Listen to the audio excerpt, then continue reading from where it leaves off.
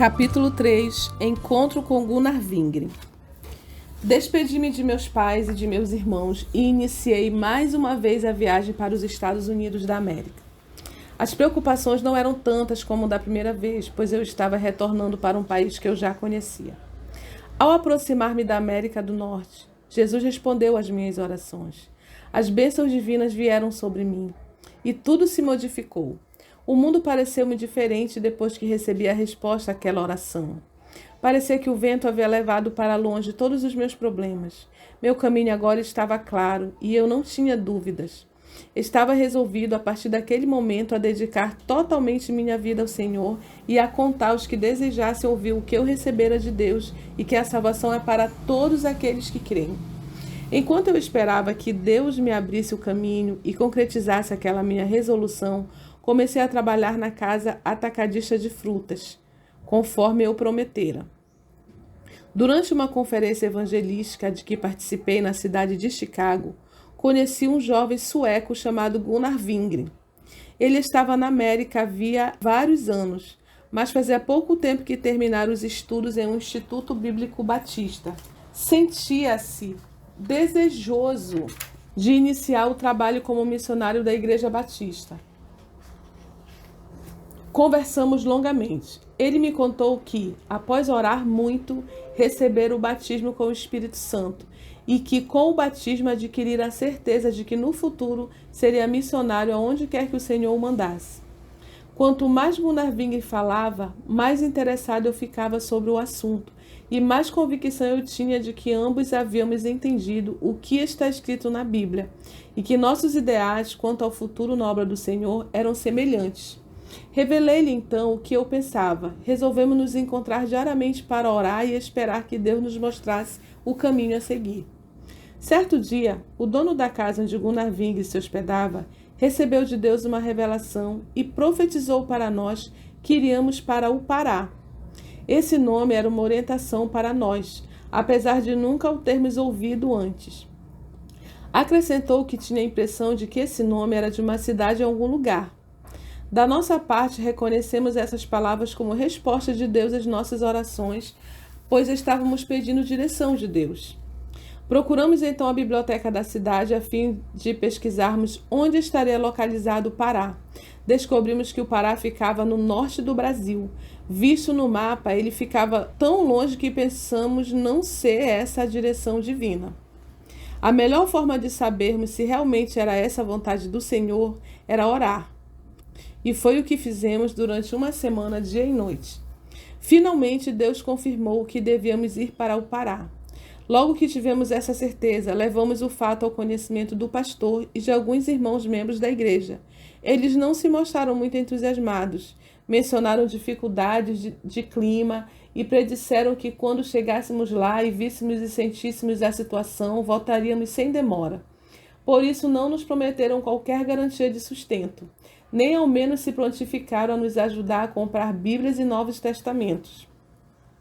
Tínhamos pouco mais de $90, isto é, exatamente o preço da passagem de Nova York ao Brasil. A única coisa que os irmãos se prontificaram a fazer foi nos separar como missionários para a nossa missão no Brasil.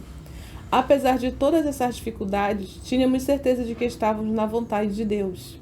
Se ainda houvesse qualquer dúvida, esta iria desaparecer alguns dias mais tarde, quando o irmão Vingre, durante um de seus longos passeios de meditação, ouviu claramente uma voz lhe dizer: "Se fores, nada te faltará." Vingre voltou-se rapidamente para ver quem estava falando com ele tão claramente, porém não viu ninguém. Era o Senhor que estava confirmando nossa chamada. Transbordando de alegria e gratidão a Deus, Vingre contou-me o que acontecera. Despedi-me da casa em que trabalhava. Quando me despedi, o dono da empresa deu-me uma bolacha e uma banana. Segundo o antigo costume americano, essa oferta significava que jamais faltaria alimento a quem a recebesse. Esse fato também serviu para nos confortar. Certa noite, quando estávamos em oração, o irmão Vingre ouviu claramente a voz do Senhor ordenando que ofertássemos os $90 que tínhamos para a viagem a um jornal pentecostal. Esse fato pareceu-nos algo muito estranho, pois será que tínhamos de ofertar o nosso único dinheiro já reservado para a viagem? Tínhamos certeza de que Deus nos estava enviando para o Brasil, mas sem dinheiro seria impossível chegarmos lá. Depois de orarmos, mais uma vez, tivemos a certeza de que Deus ordenara que ofertássemos o dinheiro. Obedecemos a Deus e ficamos de mãos vazias. Porém, estávamos possuídos de uma imensa alegria e de muita paz celestial, o que valia mais que todo o ouro. A data da nossa partida aproximou-se e não tínhamos dinheiro. No culto de despedida na igreja em que o irmão Wingren era membro, alguns irmãos deram-nos dinheiro suficiente para viajarmos até a divisa do estado. Tínhamos pelo menos dinheiro para iniciarmos a longa viagem. Alguns irmãos compareceram à estação para se despedirem de nós. Antes de partirmos, recebemos o convite para visitarmos uma congregação na cidade onde teríamos de interromper a viagem por falta de dinheiro. Ao chegarmos naquela igreja, o pastor pediu que contássemos à congregação alguma coisa acerca dos nossos planos. Ao concluirmos nossa exposição, ele nos disse que a congregação não podia nos dar uma oferta. Porém, se algum irmão desejasse nos ajudar particularmente, podia fazê-lo. Quando estávamos nos despedindo dos irmãos, alguns deles nos deram dinheiro suficiente para comprarmos passagens até Nova York, onde embarcaríamos em um navio para o Brasil. Durante a viagem, paramos numa cidade onde deveríamos fazer baldeação para outro trem. A demora seria longa, de modo que decidimos visitar a cidade enquanto esperávamos. Não tínhamos pressa. Caminhávamos despreocupadamente entre a multidão que passava, apressada e indiferente. De repente encontramos um homem que vinha em sentido contrário e, como nós, parecia não ter muita pressa.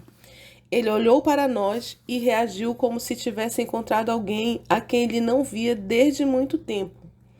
Wingren olhou para ele e teve a impressão de que já vira aquele homem antes em algum lugar, mas não sabia exatamente aonde. Aquele homem era um negociante crente que conhecia o irmão Wingren.